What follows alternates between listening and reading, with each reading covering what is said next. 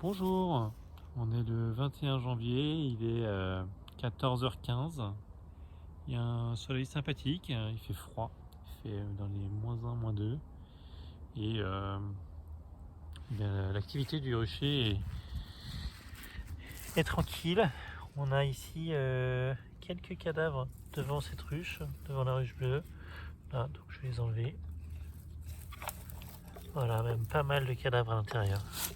Vous les voyez là, hop. Donc on va les sortir, c'est-à-dire qu'il y avait besoin de sortir tout le monde. Hop. C'est intéressant. Donc il faut bien tout dégager pour permettre de sortir pour permettre aux abeilles de bien sortir leurs collègues là, qui sont mortes simplement. Donc encore une fois, pas d'inquiétude.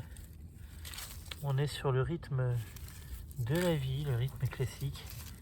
On dégage bien l'intérieur.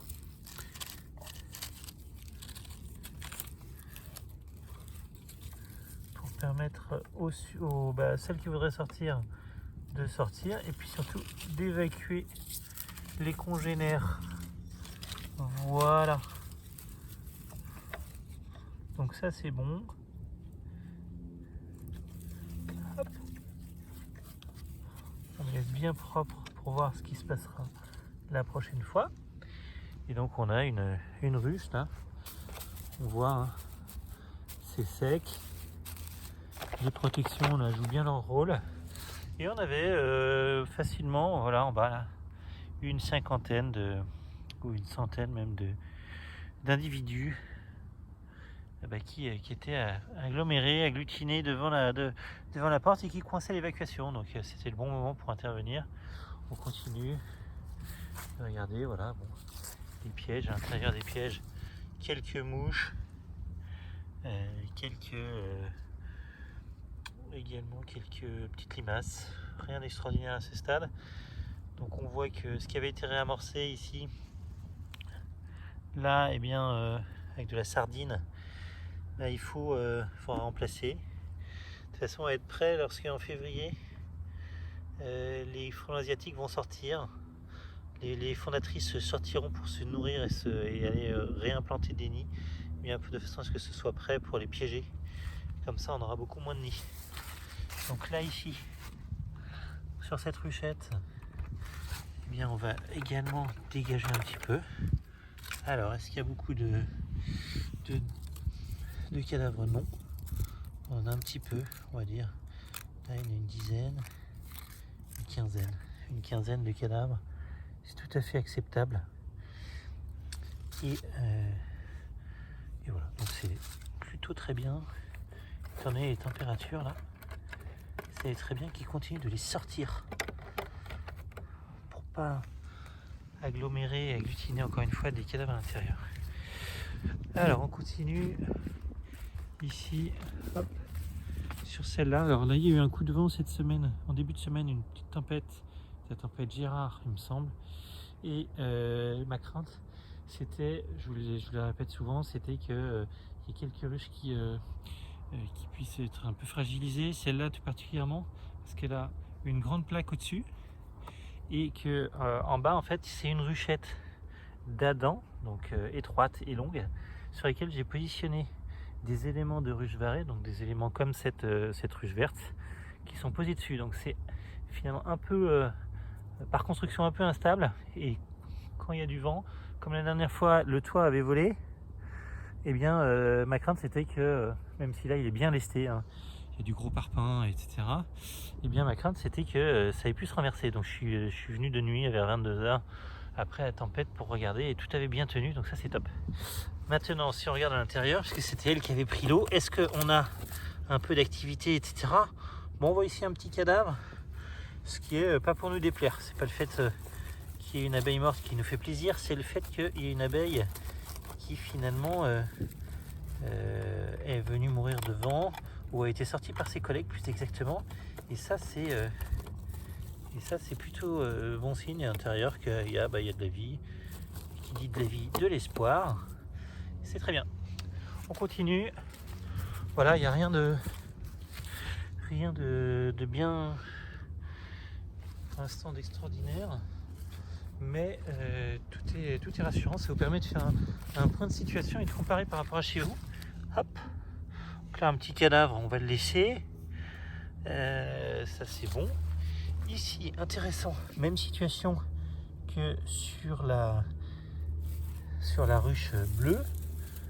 Qu'est-ce qu'on voit? Bon, déjà au sol, on voit beaucoup de cadavres là, qui sont là.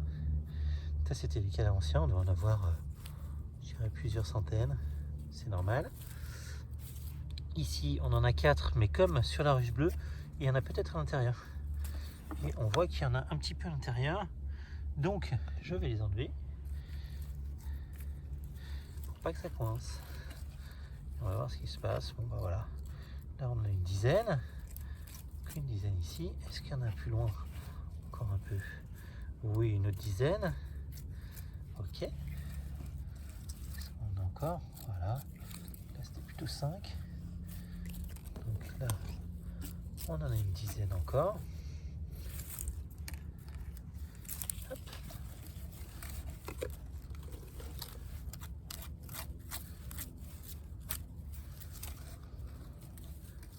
Voilà, ça nous en fait, on va dire, une quarantaine depuis tout de suite, au total. On regarde. On dégage bien. Et hop, la planche de vol est bien nette. Elle est sèche. Malgré la pluie et les intempéries. Tout est très bien. Vous entendez le bruit de l'herbe sèche. Donc voilà. Très bon. Là, c'est même chaud au toucher. On voit le soleil, ce soleil un peu rasant, ce soleil d'hiver, réchauffe quand même. Ça permet d'assainir l'isolant et d'avoir exactement l'effet qu'on cherche. C'est-à-dire, avec cet isolant, les abeilles sont à l'intérieur, préservent leur température. C'est parfait. Il n'y a pas d'humidité dedans. Ici, tout va bien. Et on continue tranquillement. Hop. Là, sur ce piège, rien de fameux. Et ici, je crois que on va jeter un coup d'œil quand même, par acquis de conscience, pour se dire, hop, est-ce qu'il y a quelqu'un? Yep, ouais, voilà. 2 candidates qui n'étaient pas arrivées jusqu'en bas. C'est parfait, ça. Formidable. Malgré les températures très rigoureuses, on va dire pour ici, hein, on était quand même dans le grand froid. Et là, bon, bah voilà, notre fameuse ruche sur laquelle on laisse les cadavres pour l'instant. J'ai pas envie de prendre trop de risques, même si avec le froid et je pense les mois qui passent, les semaines qui passent, elle a dû s'assagir. Mais bon, on le fera. Je le ferai quand les beaux jours reviendront et que l'activité reviendra, peut-être dans un mois. Et voilà, je prendrai le temps de bien nettoyer. Très bien. Et sinon, qu'est-ce qu'on a? On a ici là notre noisetier qui est tranquillement embelli et qui va nous apporter toute la nourriture à proximité du rucher, au moins pour les quelques premières sorties lorsque le temps va se radoucir, qui va permettre aux abeilles d'avoir tout prêt, de quoi se nourrir, de quoi se fortifier. Il y a des noisetiers plus loin dans le bois qui est là-bas, peut-être à 150-200 mètres. Il y a toute une rangée de noisetiers également, donc tout ça est à proximité, c'est très très bien. Je vous souhaite une excellente journée.